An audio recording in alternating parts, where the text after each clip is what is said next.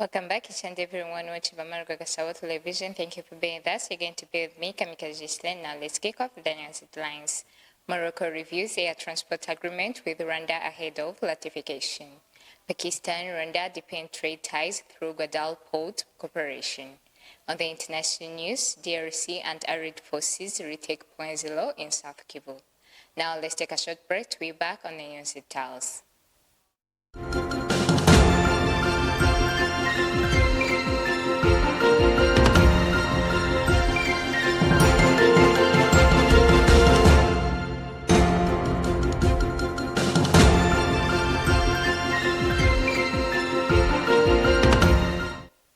Welcome back. This is in Rwanda. Moroccan government have reviewed a bilateral air transport agreement with Rwanda as part of the process toward its approval and implementation. The agreement was signed on September 25, 2025, on the sidelines of the International Civil Aviation Organization conference held in Montreal, Canada. Rwanda was represented by its ambassador to Canada, Hijiro Prosper, while Morocco was represented by the Minister of Transport and Infrastructure, Abed Smart Kayu, who signed the deal.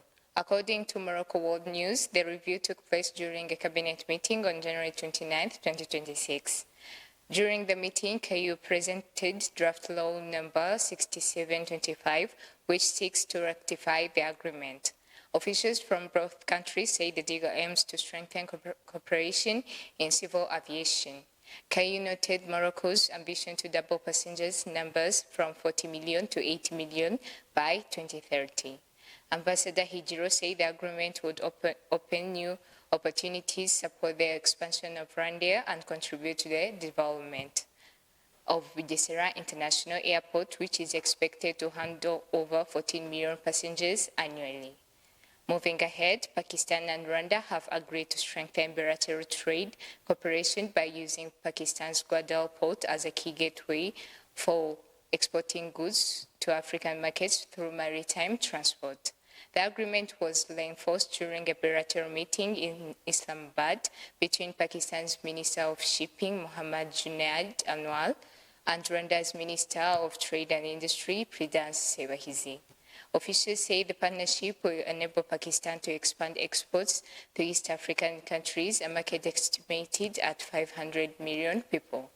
New maritime routes linking Karachi to major African ports, including Djibouti and Mombasa, are expected to significantly reduce trade costs by up to 30% and shorten delivery times.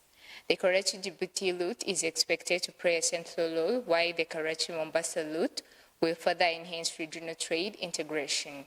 Pakistan plans to import Rwandan products such as tea, coffee, avocados, while Rwanda will import medical equipment, rice, and agricultural technology.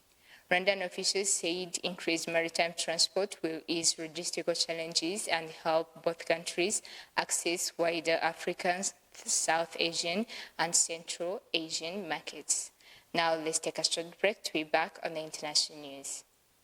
Waba ushaka gutegura ubukwe, bridal shower, inama n'indi minsi mikuru, muri Gabiro Club niho honyine uzasanga jaride yisanzuye wakoreramo ibirori wifuza ndetse n'amasare meza yo kwakiriramo abawe. Muri Gabiro Club inyota yo twayigize amateka kuko tugufitiye ibinyobwa by'amoko yose, ibyo kurya byacu byo ndakurahiye n'ibigibwaho impaka. Abakunda kugorora umubiri namwe ntitwabasize inyuma, binyuze muri sauna, steam, massage, piscine. Uva muri Gabiro Club wumva umubiri wasubiye ibwana. Muradusangira Sororo ukatiye mu ikorosi iri haruguru ya sitasiyo ya Injini werekeza ku Ntararena. Ku bindi bisobanuro mwaduhamagara kuri 0788 50 cyangwa se mukatwandikira kuri email yacu gabiroclub@gmail.com.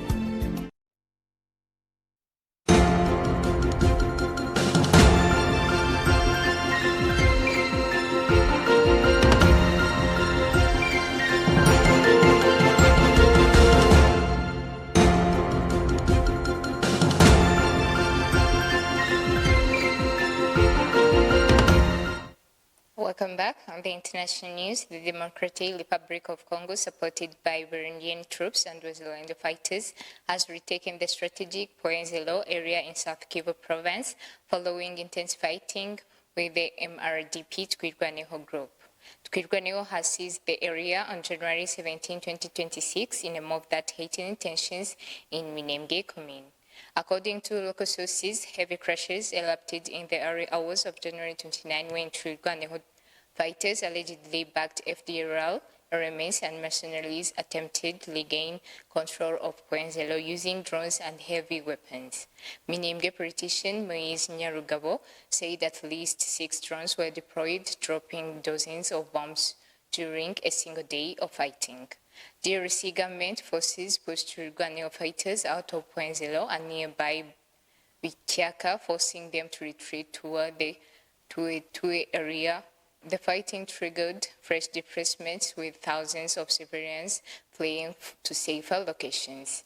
The recapture of Point-Zéro has restored movement along key routes in Fizi territory, including access to Baraka and Uvira, where the area serves as critical crossroad.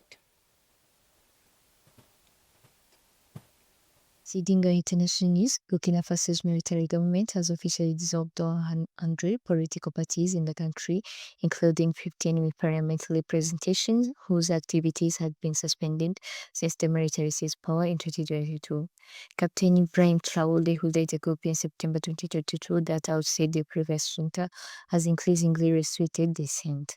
Until now, parties were barred from public gatherings but could operate internally. In a cabinet statement, the president said the move was necessary because the proliferation of political parties has led to abuses, pure divisions among citizens, and weakened the social fabric. Territorial Administration Minister Emile Zerbo confirmed that a draft law formalizing the dissolution will be sent. The Transitional Legislative Assembly and the party's assets will be transferred to the state. The government described the decision as a step to preserve national unity, strengthen policy coherence, and reform political governance. Former leader Paul Henry Sandoago Damiba exiled to Togo after his 2022 ouster was extradited back to Burkina Faso after this month amid coup allegations. Concluding our international news, US President Donald Trump is expected to announce his choice for Federal Reserve Chair on Friday following a White House meeting with former Fed Governor Kevin Walsh, a critic of the central bank who advocates regime change to restore credibility. Trump has emphasized that his preferred candidate should support low interest rates, reflecting his frustration with Jerome Powell, whose term ends in May, for not cutting rates as aggressively as Trump desired.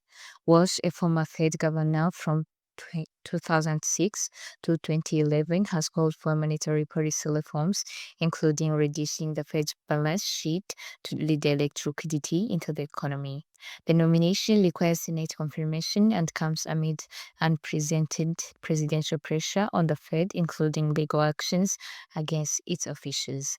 Walsh's close ties to Trump and Wall Street experience make his independence a focal point on scrutiny. Other potential candidates include Lee Crader, Fed Governor Christopher Waller, and economic advisor Kevin Hassett.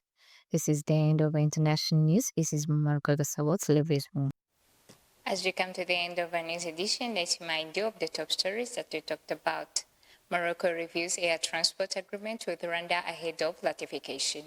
Pakistan and Rwanda deepen trade ties through Gwadar port cooperation. On the international news, DRC and allied forces retake Point-Zéro in South Kivu. And this marks the end of today's news edition. Stay tuned.